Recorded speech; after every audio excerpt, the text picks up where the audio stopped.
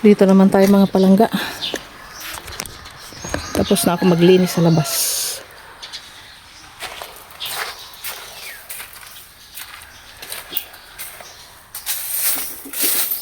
Sir po, lalo ko. Ang saya ko guys. Hindi talaga ako makakapigil po. Kasi ako lang po umiinom po siya tawag kaya sir po.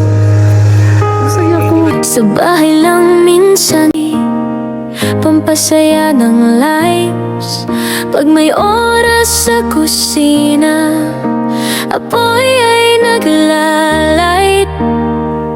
Tikim-tikim muna, sarap ng bawat bite. Ayan na ang tawag, dorang layas. Di kailangan ng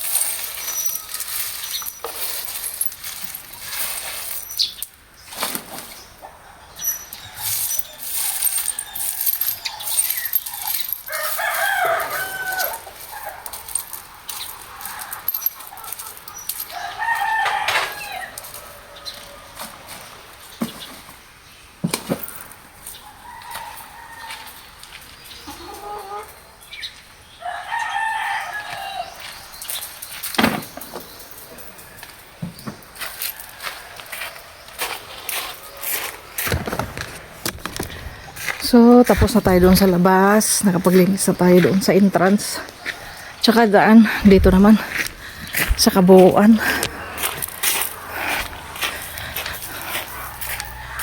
Puntahan muna natin. Check natin ang ating niluto. Kung okay na ang aking nilulutong kanin.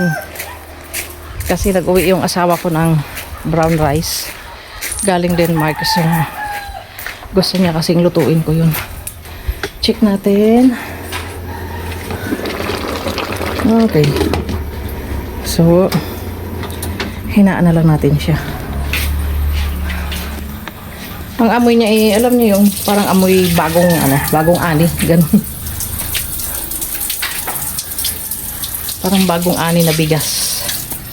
Kapag linis na tayo dito, doon sa ating di ba? Malinis ang paligid. So, tayo ay maglilinis naman dito. Hello, asawa. What are you doing there?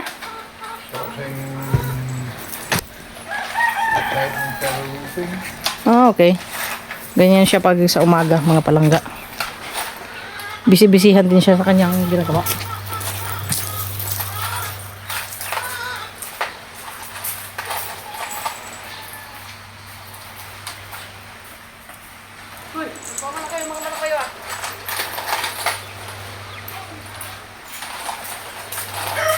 So, nakikita niyo itong mga palangga. Itong ganito ang magandang gamitin sa beach. Pangkalaykay.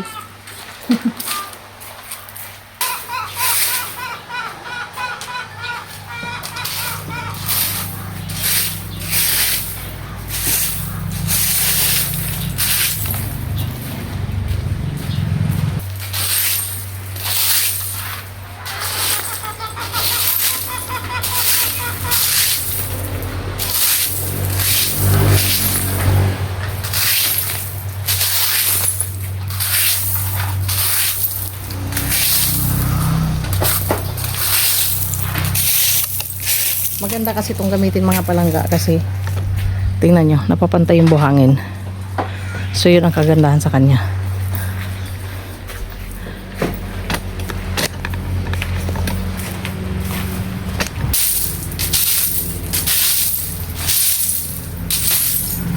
Sana all buntis. Si mama hindi na buntis, charot.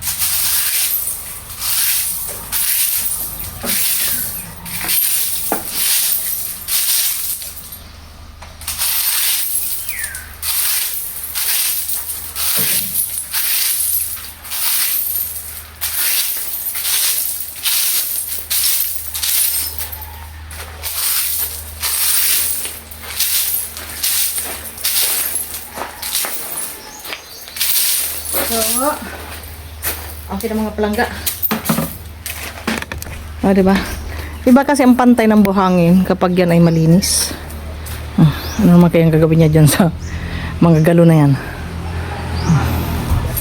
Tingnan natin ang ating sinaing. Hoy.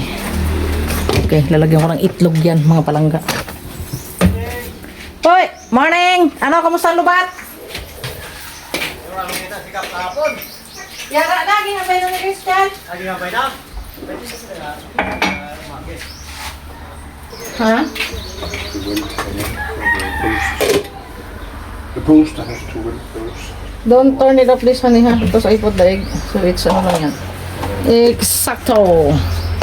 Oh, diba? Oh, diba?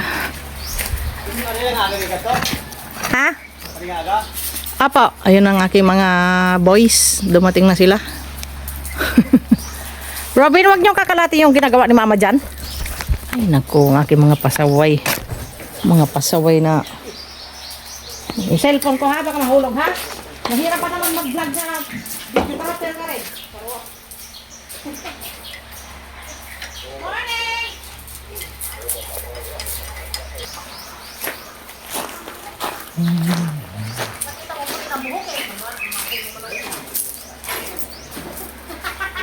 Dati pag inaputi no, charot.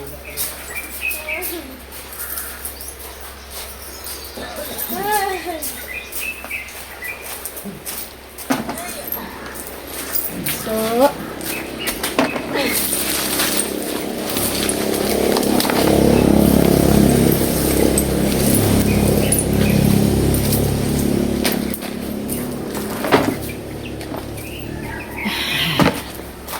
okay na.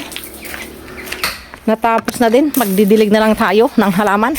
Oo, di ba? Anong sabi mo ko, Manong? Si Christian ay matanda na? Hindi ah. Hindi ko parang hindi ko matanda. Bulero din siya. Charot.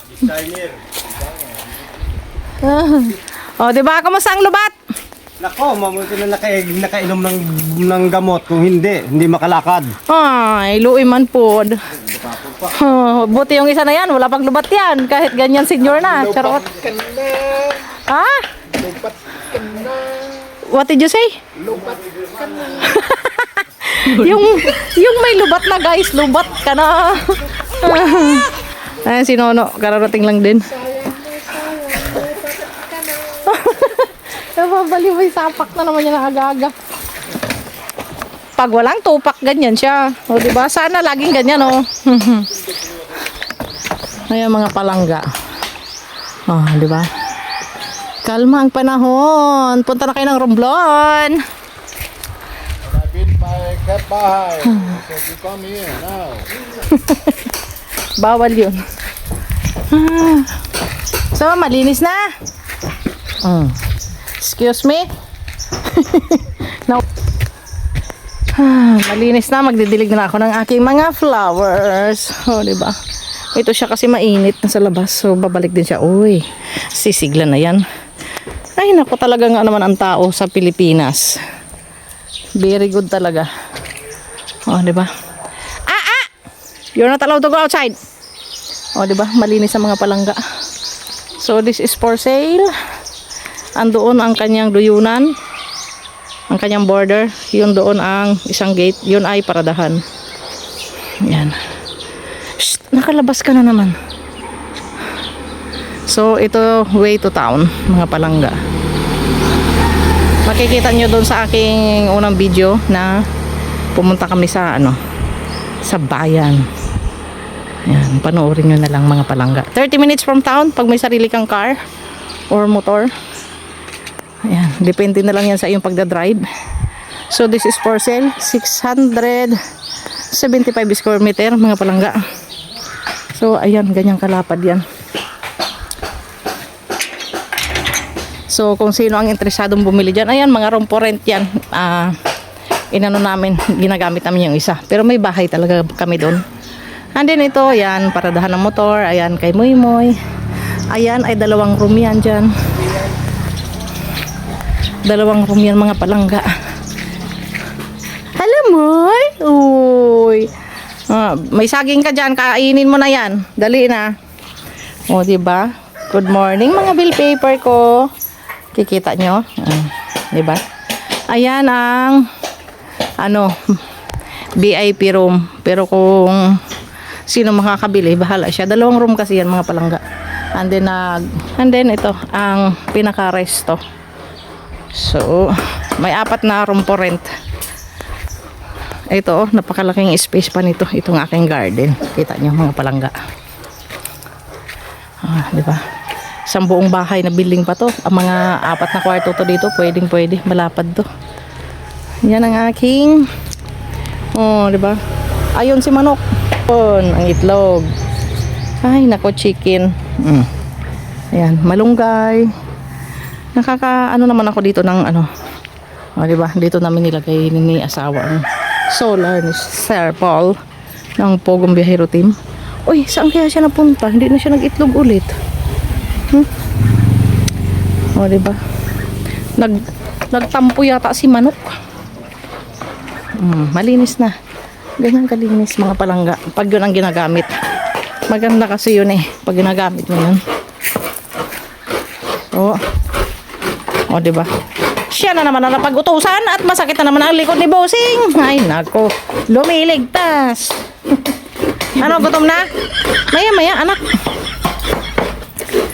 Ayan, daming kodkorin na nyug.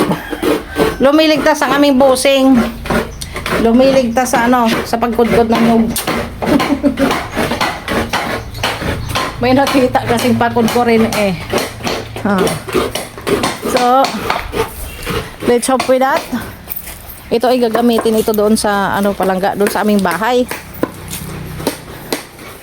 Kasi ito ang gagawing pangbako doon sa border.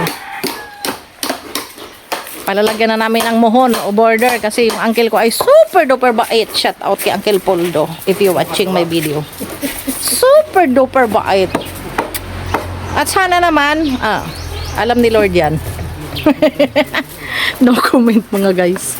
So, ang aking asawa ay nag-i-enjoy sa kanyang tea. Soon have to get working dress for welding. Oh, very good. That's your job, asawa. Long time ago.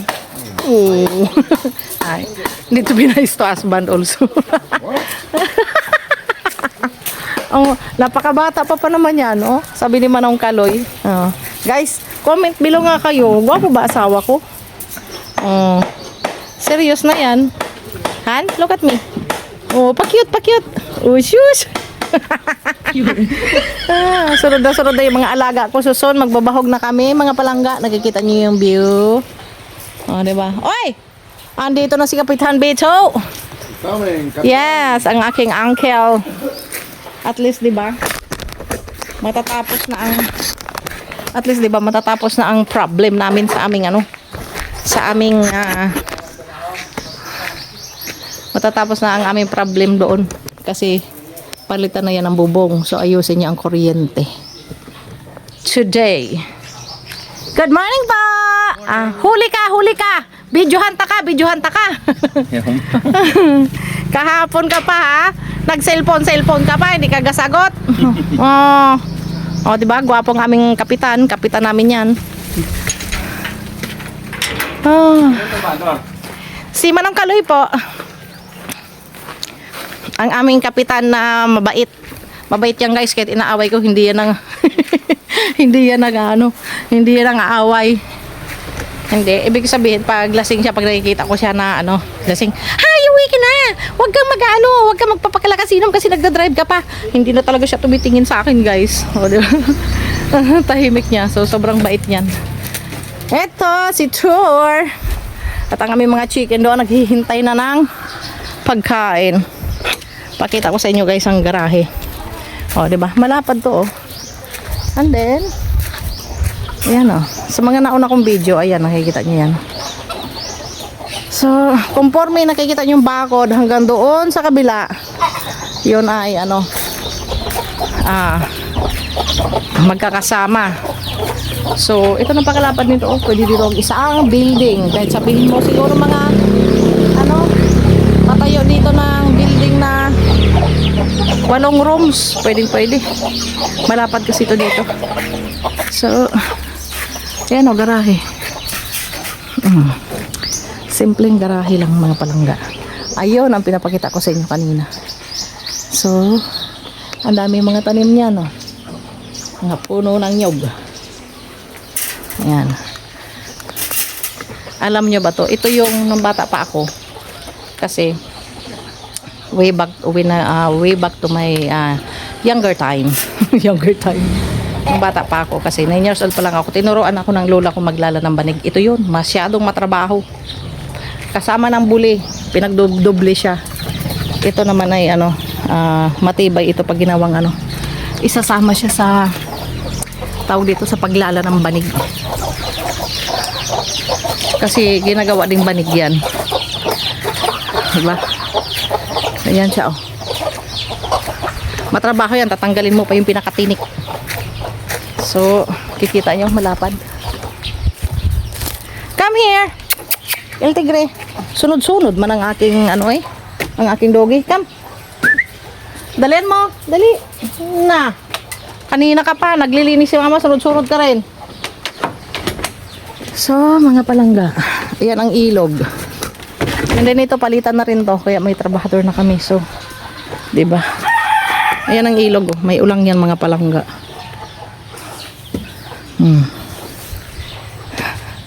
Ayun ang beach. Napakakalma ngayon. Ang kagandahan dito kung sinong bibili, pwede nyo gawin tong ito kasi ay talaga may mga customer na ito. Minsan nga pinupuntahan pa ako kahit sarado na ako. Sabi ko sorry, hindi na ako magbubukas kasi for sale na ito. So, kung sino ang makapanood nito, malapad ito, 675 square meter. Ito ay maganda siyang gawing diving shop, diving resort, ganon. Kasi ayan dyan mga palangga, yan ay Sintuari. Sintuari yun yan, Sintuari yan dyan. Kikita nyo, Sintuari yan dyan. Yan ay lalabas tayo,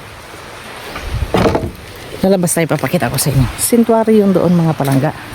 Ayan doon yan, sa Apunan Lighthouse. Sintuari yan dyan. Andyan yung mga pagong. May mga turtle dyan. Actually way 3 years back, dyan siya nag-hatch ang dito mismo sa Apunan Baby, dyan siya nag-hatch ang pagong, ang turtle, sea turtle. So ito ay magandang pagkakataon kung sinong nagbabalak na gustong gumawa ng diving resort. And then may mga room na po rent, apat yan. Andun yung kitchen, hiwalay. So kung sinong gustong bumili, PM lang po. Pag-usapan natin ang presyo. Bibigyan ko kayo ng discount. Maganda po itong negosyo at saka may website na po ito. Hanapin nyo po ang i-google nyo po ang Apunan Baby Resort. Makikita nyo po doon ang aking mga naging guests. Hanggang ngayon balik-balik pa sila. Minsan kahit sarado na ako, sige, pag nagre-request magluto, pinagbibigyan ko yung iba. Pero yung iba talaga hindi kasi sarado na nga ako, for sale na ito. So, ilalagay ko yung link ng website nito para makita nyo mga palangga. So, Apunan Baby is for sale. Nire-renovate namin para kung sino ang dumating na buyer, wala siyang problema. So, that's it for now mga palangga. Thank you for watching. God bless you all. Please follow, like, and share, and subscribe my channel, Dorang Layas, in YouTube channel, and Dorang Layas sa aking Facebook account. So, thank you for watching. Kung sino interesado sa aming properties na bilhin, 675 square meter, just PM Dorang Layas Messenger. Thank you mga palangga. God bless you all.